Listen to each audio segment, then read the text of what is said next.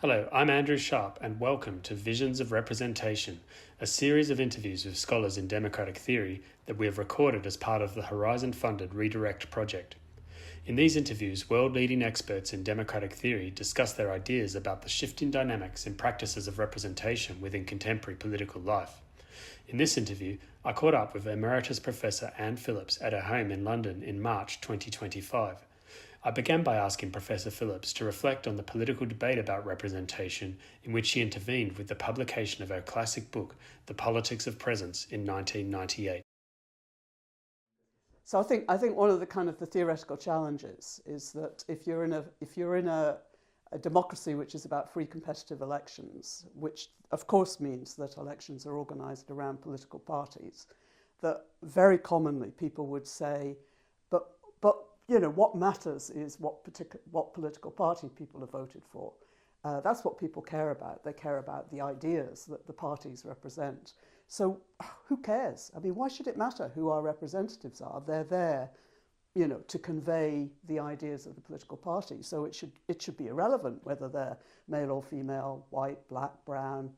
Oddly, though, however irrelevant it supposedly was, it turned out that overwhelmingly legislatures were composed of men. I mean, we're talking about like a period in which maybe 1 in 20, 1 in 10 of political representatives would be female, a period in which it would be exclusively white in countries where there was quite a large multi-ethnic population. So I think that idea of representation in which all that matters is whether you've got the political party that you voted for is it's based on an idea that the politicians somehow they're elected to do certain sorts of things, they're elected on the basis of their ideas, and then they just do it. But actually we all know that that is not the way in which politics actually operates, that when it comes to it, there's a huge amount of discretion, there's a huge amount of judgment.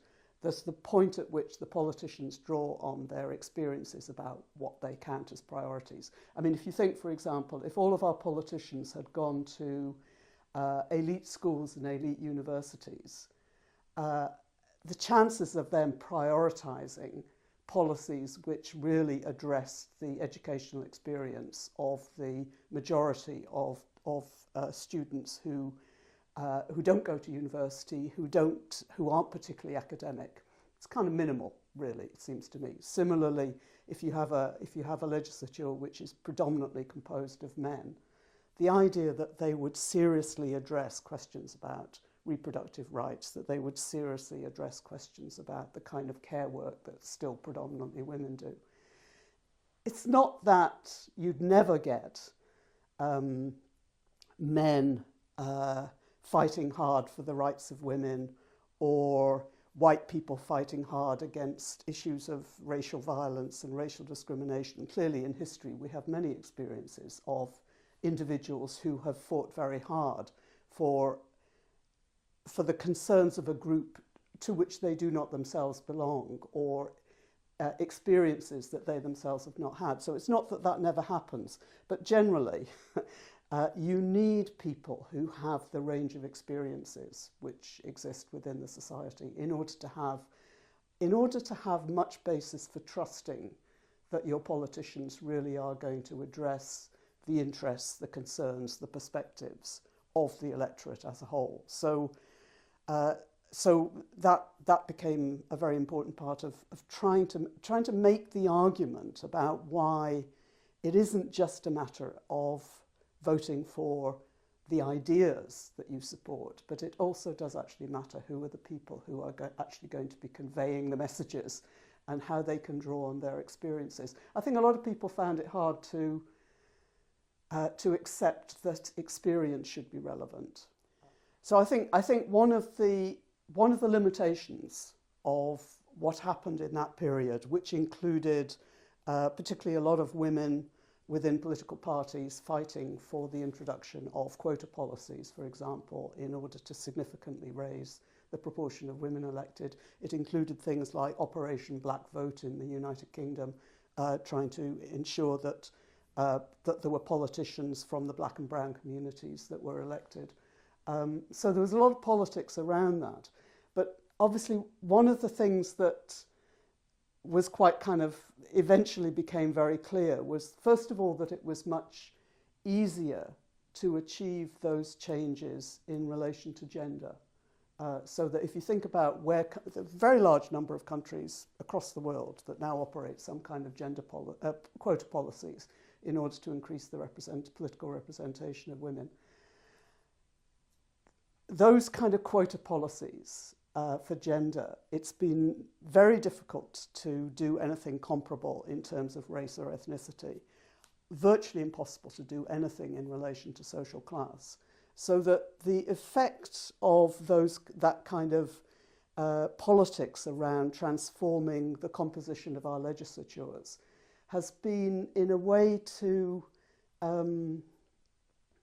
it's given the impression, which I think those of us who were involved in arguing for this wasn't necessarily what we thought. It's given the impression, first of all, that it's just about changing legislatures, and secondly, that it's primarily about addressing the extraordinary overrepresentation of men. I think that was always understood as being just part of it, but it's part of the ways in which, first of all, it's very much easy. There's a way in which it's very much easier to deal with change through institutional measures or perhaps cultural change, both of which we've seen a lot of over the last 30 years. Very difficult, much more difficult, it seems, to challenge the extraordinary economic inequality which has characterized these decades of neoliberalism. So that there's a kind of sense in which the effect of all that is that what was seen as a much more radical challenge to the extraordinary democratic deficit came to be perceived as a more elite kind of politics, which kind of, in a sense, just didn't really address a lot of the other reasons why people feel that there's a kind of disconnect between politicians and voters. So it's and we see this, of course, at the moment in the extraordinary attacks on anything to do with equality and diversity, particularly coming from the United States. But I have a sense that that's being very much picked up and mobilized elsewhere across Europe and other countries. There's a way in which that's played into a notion that worrying about the composition of our legislatures is itself a very kind of a very narrow and a very elite preoccupation. When people try to kind of capture this kind of critique of existing patterns of representation, they talk about what we need is more descriptive representation, meaning, of course, we need representatives who more effectively capture obviously the gender distribution, the ethnic distribution, in whom we can recognise ourselves, legislatures, councils, in whom we can recognise ourselves. So people very often describe this as descriptive representation.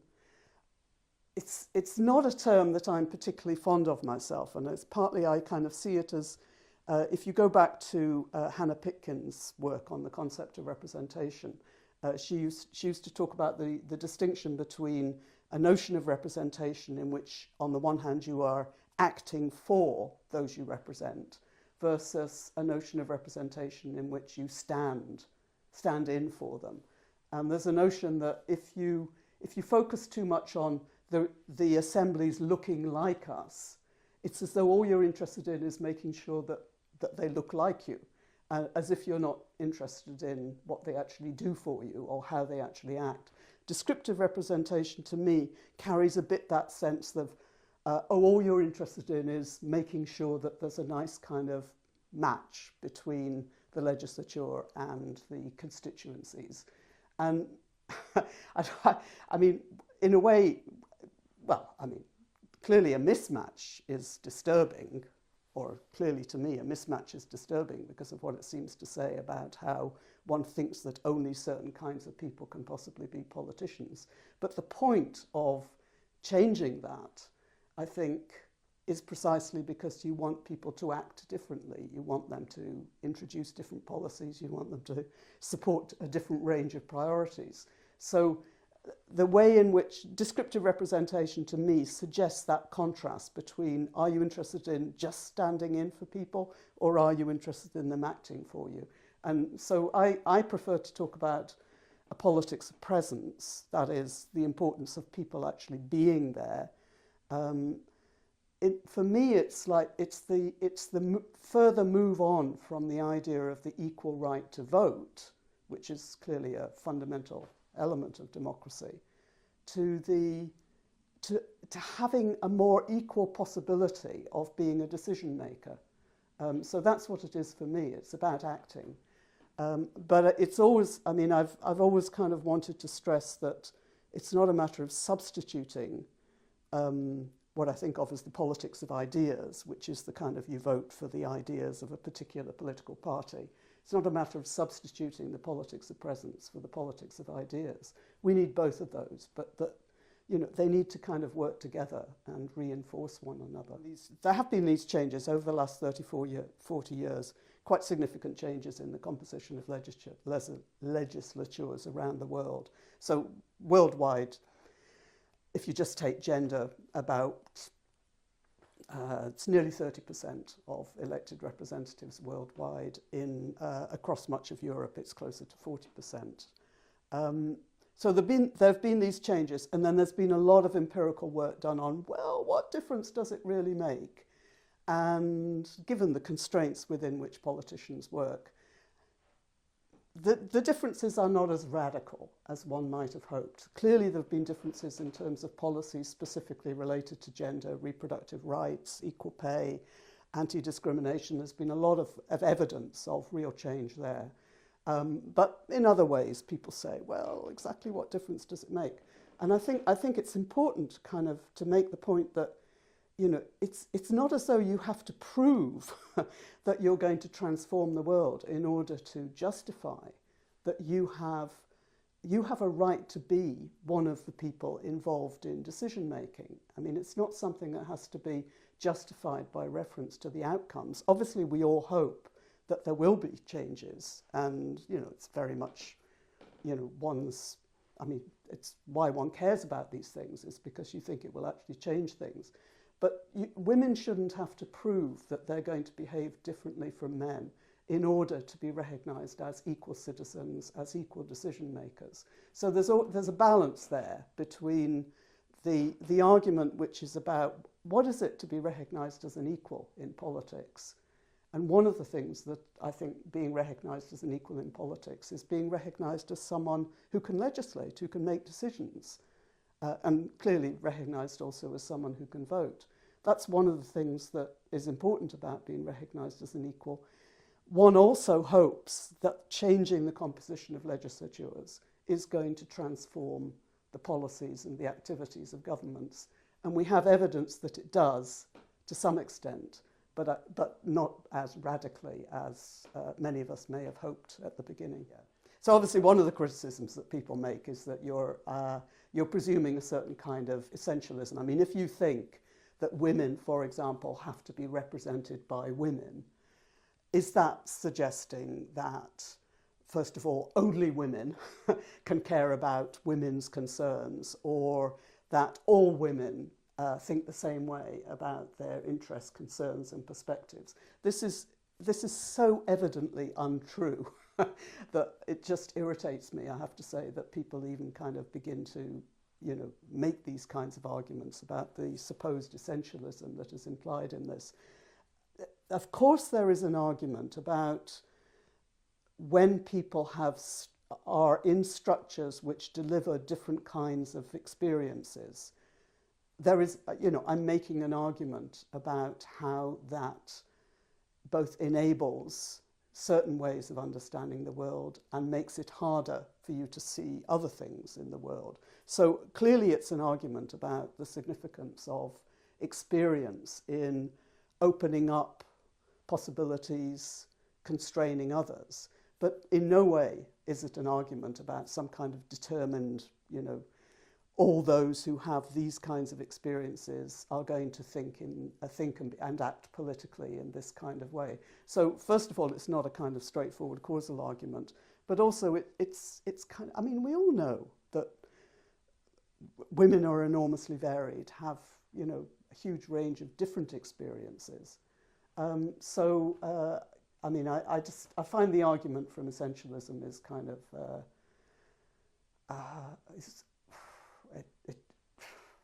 I think one of the things that comes up once you start thinking about who the representatives are mattering, as well as what kind of ideas they stand for in terms of their political parties, is it changes or it challenges the ways in which you think about accountability. Because in a sense, what you're saying, let's just stick with gender, which is the simplest one because it's the one where there's been most activity and change. Are you saying these women who are elected as members of a particular political party are now supposed to act for not only their party, their constituents, who will be both male and female, but supposed to act in the interests of women? They're supposed to pursue concerns in relation to women. And then you think, well, how do you have some kind of system of accountability from these politicians to this group, women? Are they supposed to be group representatives? They weren't elected by women. There's no, there are some constituencies which are all female, but, you know, generally it's very rare to have a constituency that's all female. So people are elected not by women. And then you think, well, if they're just kind of, I mean, what's the sense in which they can claim to be representative of this group? And there's a big problem with that idea of group. There's a problem in terms of who is the group, you know, the variability and the kind of the heterogeneity of the group. But there's also, I mean, in terms of theories of representation, there's a problem in terms of how are these individuals who are elected actually as members of political parties supposed to be able to speak for and represent this group when they have no system of accountability to a group? I mean, in reality, I mean, if you just step outside of the theoretical conundrums, what happens is that the more we've had changes in terms of the composition of the legislatures, the more individual women politicians have felt a responsibility to speak for and act for women, and generally have done that in relation to civil society organisations and movements, so that they have a sounding board. They don't just consult their own individual experience. They kind of engage with organisations that have been campaigning around various issues, so that there is a way in which they can engage with some sense of there being a group that is beyond just their own individual experience. But you couldn't say they were representatives of the group. They weren't elected by the group. The group is not a clearly defined category.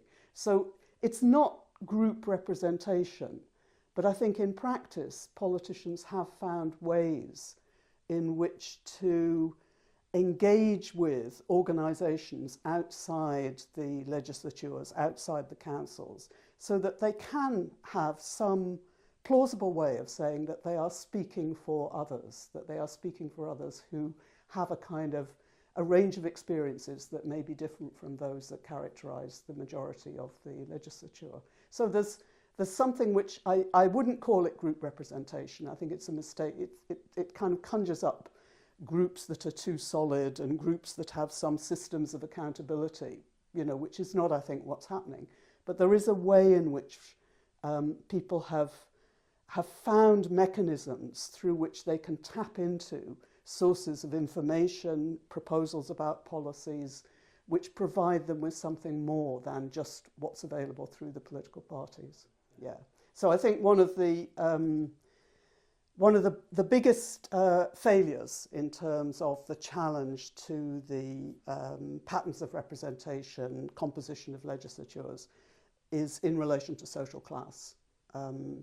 It's in fact what's happened over the decades in which you've had a huge improvement in the representation of women in politics, is that it's precisely the same period in which working class representation has in fact declined in, I think, the majority of democracies, that you've had a professionalisation of politics, which has meant that you have fewer and fewer political representatives, certainly at national legislature level, less so at local council, who are working class, or whose experiences, who come through experiences of significant hardship, unemployment, living in kind of substandard housing. There are people like that in politics, but they're fewer and fewer between. It's the simple thing with gender is that you can operate some kind of quota system. There are men and there are women. You can decide to have a certain proportion of all candidates have to be, there have to be at least 40% men or at least 40% women. That's relatively easy to do. To do something like that with class it's just not clear what kind of mechanism you use. It's difficult also with race and ethnicity, because there are so many different possible ethnic classifications that you can operate with.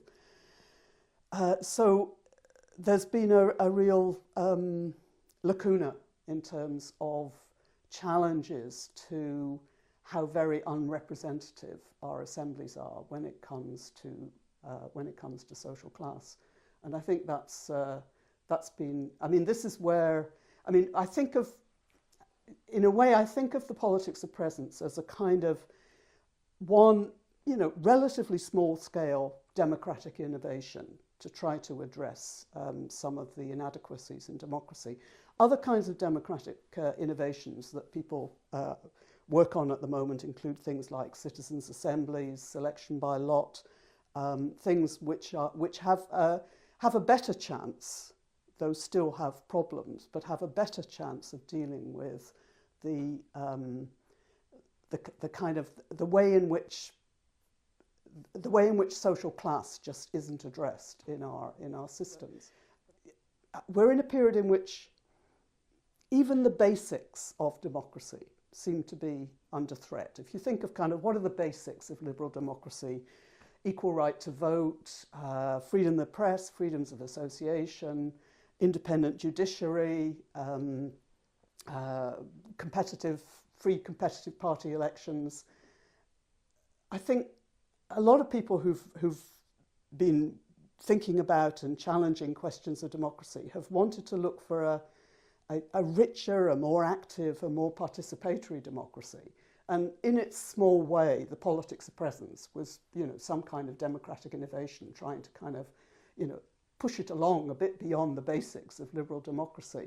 And other areas, citizens' assemblies, election by lot. There's a lot of work going on about various forms of democratic innovation that can address the disconnect between voters and representatives, parliaments, democracy. At this moment, there's a sense in which it's almost like, I suppose I'm talking about my own kind of uncertainty about this. Do you say, well, this is a moment in which actually the innovations have to wait? I mean, we don't have the luxury of innovations. There's so much to be done just in defending the basics, right? In, resecuring the independence of the judiciary, resecuring the equal right to vote, resecuring constraints on executive power. I mean, there's so much that has to be done just to re-establish the basic elements of liberal democracy.